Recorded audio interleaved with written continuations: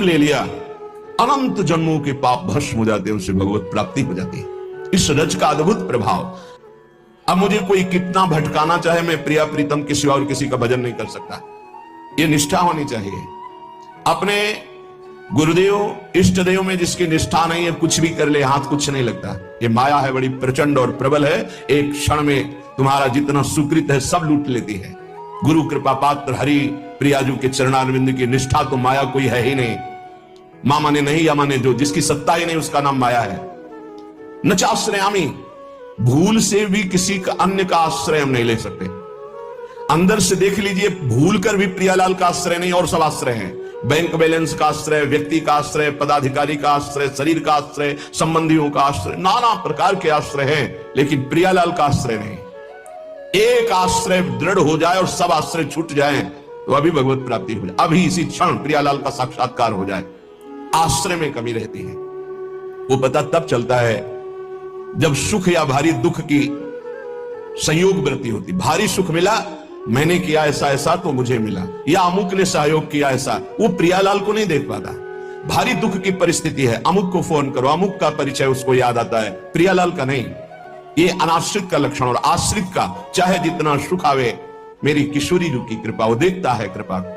चाहे जितना दुख आवे, वो उसमें भी उनका विधान देखता है। मेरी लाडली जो कोई मंगल विधान कर रही, उसका कहीं किसी और की तरफ अंदर से वृत्ति नहीं जाएगी। ना चाश्रयामी, मैं किसी अन्य का आश्रय नहीं ले सकता। अन्य किसी का न जागृत में न स्वप्न में। जैसे कभी कभी कोई साधक कहते हैं हमारे स्वप्न में ऐसा ऐसा, आप ये समझ लीजिए कि आपके अंदर जो चल रहा होता है वही स्वप्न का स्वरूप मन प्रकट करता है। यदि आपके अंदर वासनात्मक स्वप्न आ रहे हैं तो आप वासना का चिंतन करते हैं, वासना का ही आश्रय लिए हैं, आप प्रभु का आश्रय नहीं लिए।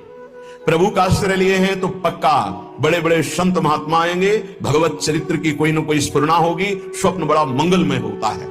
कभी गंदे स्वप्न आ ही नहीं सकते। जब तक गंदे स्वप्न आते हैं तो जागृत अवस्था में कुछ गंदगी आप बटोरते हैं, वो क्रिया के द्वारा हो या चिंतन के द्वारा हो। यदि जागृत का आप पूर्ण रूप से पावन समय व्यतीत करते हैं तो स्वप्नावस्था अपने आप मंगलमयी हो जाएगी। ये स्थिति पहचानी जाती है साधक की कि किस कोटि का साधक है। स्वप्न गंदे कभी नहीं आ सकते, और स्वप्न आने का समय ही नहीं रहता। बहुत कम निद्रा के लिए समय दिया जाता है, तो उस समय जो होता है वो भागवतिक स्वप्न आएंगे या कोई आदेश होगा, संकेत होगा, अन्यथा नहीं। जागृत स्वप्न सुसुप्ति स्मृत में राधा पदाब्ज छटा, यहां श्रीपाद कह रहे पश्यामि जागृति तथा स्वप्ने भी नान्यत। ना जागृत में ना स्वप्न में किंचन मात्र किसी अन्य का चिंतन, अन्य का आश्रय नहीं। स्वप्न गंदा, चिंतन आपका गंदा है, इसलिए आया है। उसे नकारिए नहीं, स्वीकार कीजिए और चिंतन को बदलिए। नहीं, जो स्वप्न है वो प्रमाणित करता है आपकी स्थिति क्या है। जैसे संसारिक लोगों के ऐसे ही कल्पनात्मक वृत्तियां वो पकड़ नहीं पाते, वही सब उसको स्वप्न में दिखाई देता है। महाभागवत जनों का स्वप्न अपने आराध्य देव का होता है। यदि प्रभु के लिए आंसू निकलने लगे तो बहुत नजदीक पहुंच चुके हो प्रभु के, क्योंकि प्रभु का साक्षात्कार रोने वाले को ही होता है। एक बार श्री जी ने गोपीजन, ब्रजलीला के अंतर्गत है, गोपीजनों ने पूछा कृष्ण को रिझाने का मार्ग क्या है प्रियाजू से। तो प्रियाजू के आंखों में अश्रु थे और श्याम श्याम श्याम श्यामेति सुंदर वरेति मनोहरेति कंदर्प कोटि ललितेति सुनागरेति। हा श्याम, हा कंदर्प कोटि लावण्य वाले प्रीतम, हा मोहन। गोपीजनों से कहा, ऐसा पुकारते हुए आंसुओं की धार से हमारे प्रीतम को जो रिझाता है उससे भगवत साक्षात्कार होता है। हमारे श्याम सुंदर के मिलने का उपाय है आंसू। जो आंसुओं से कपोल भिगो रहा है, वस्त्र भींग गए हैं,